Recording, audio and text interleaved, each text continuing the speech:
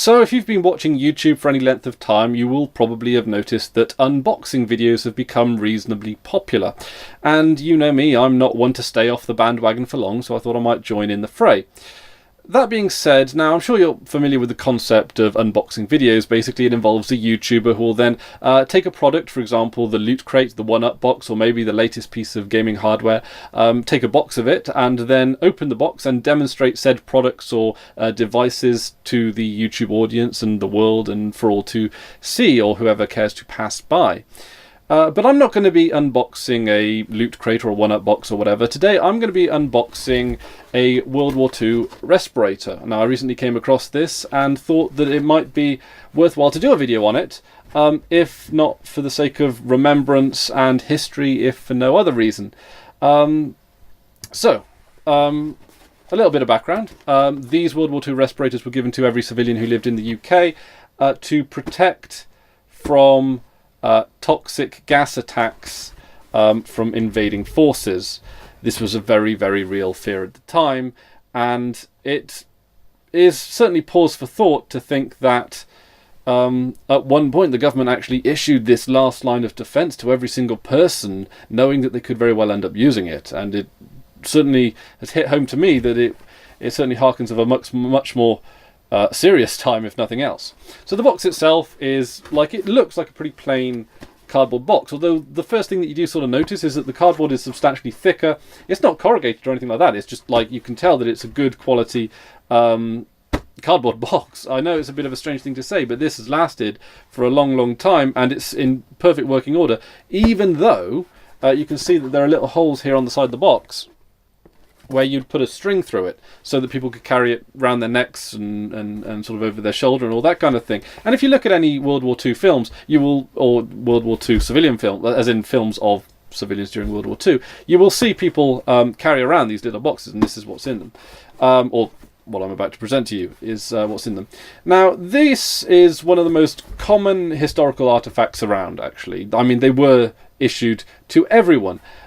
So this isn't a particularly unique demonstration or a unique piece of gear or a valuable piece of gear or anything like that. And I think it's because it's so common that it is worth acknowledging the importance of that in and of itself, that fact in and of itself. This isn't history being written by a few elite kings and princes. This is history being sort of written and taken and having everyone be an involved part of it. So that's worth sort of understanding, I guess.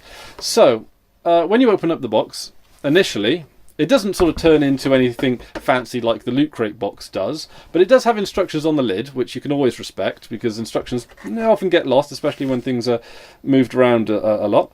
And it says here, I'll put it up there, and feel free to pause it if you want a sort of good read. But I'm going to just read it out to you now. Packaging of respirator. The respirator should be placed in box with the heavy end, in brackets container, standing on bottom of box. The transparent eyepiece should lie evenly on the top of container and at full length without any deformation. When respirator is required for use, 1. Hold respirator by the straps. 2. Put on by first putting chin into the facepiece and then draw the straps over the head. Adjust the straps to obtain close but comfortable fit. 3. Take off by pulling the straps over the head from the back. And there's a warning at the bottom that says, do not take respirator off by pulling the container upwards over the face. So, the instructions there, pretty much straightforward and explanatory.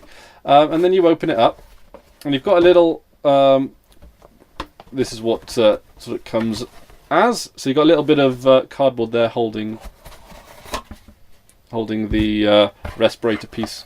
Is it the what's it called? The sort of the front bit in place, and this is it. This is the World War II respirator.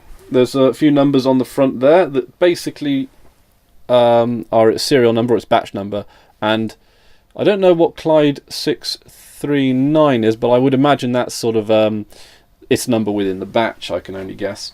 And then you've got just like a plastic eyepiece. This is like a very latexy, rubbery type of substance here. and you got straps on the back. This front here, now I'm not going to be wearing this mask for one very, very, very important reason, and that's basically how this works is that there's a block of asbestos in here that's perforated. So you actually breathe air through asbestos. And the idea is that the asbestos would then absorb the toxic gas.